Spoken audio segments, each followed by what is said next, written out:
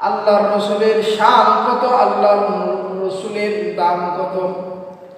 জান্নাতের প্রত্যেকটা পাতার মধ্যে আল্লাহর নাম এবং নবী মুহাম্মদুর রাসূলুল্লাহর নাম।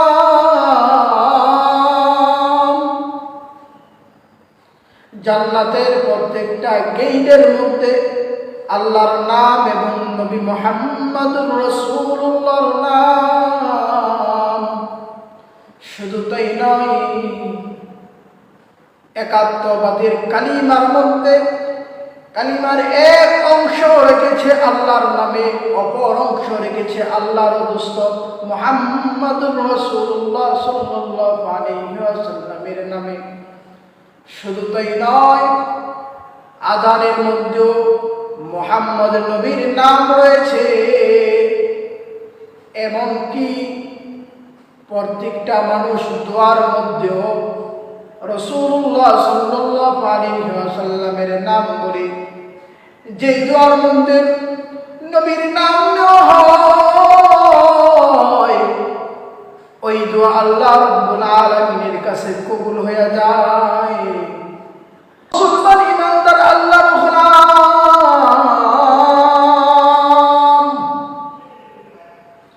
আদম আলাইহিস সালাতু ওয়াস সালামের বাবা আদম আলাইহিস সালাতু ওয়াস সালামের পুত্রের মধ্যে সর্বপ্রথম নবী ছিল হযরত শীশ আলাইহিস সালাতু ওয়াস সালাম। আদম আলাইহিস সালাতু ওয়াস সালাম শীশ আলাইহিস সালাতু ওয়াস সালামকে দেখে বলে, ও শীশ,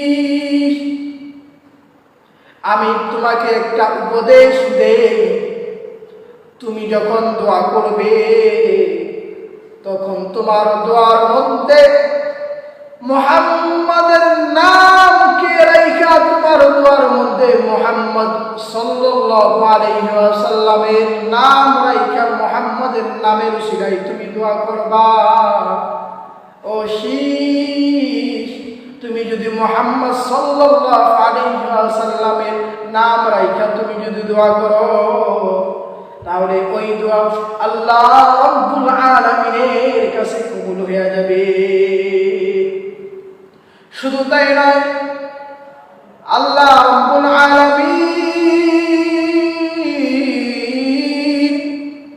যত কিতাব নাযিল করেছে, প্রত্যেক কিতাবের মধ্যে আল্লাহ রাব্বুল আলামিনের নামের সাথে সাথে মুহাম্মদুর রাসূলুল্লাহ সাল্লাল্লাহু আলাইহি ওয়াসাল্লামের নাম দিয়ে দিয়েছে। যেখানে আল্লাহর নাম সেখানে মুহাম্মদ নবীর নাম, যেখানে আল্লাহর নাম ওইখানেই মুহাম্মদুর রাসূলুল্লাহ সাল্লাল্লাহু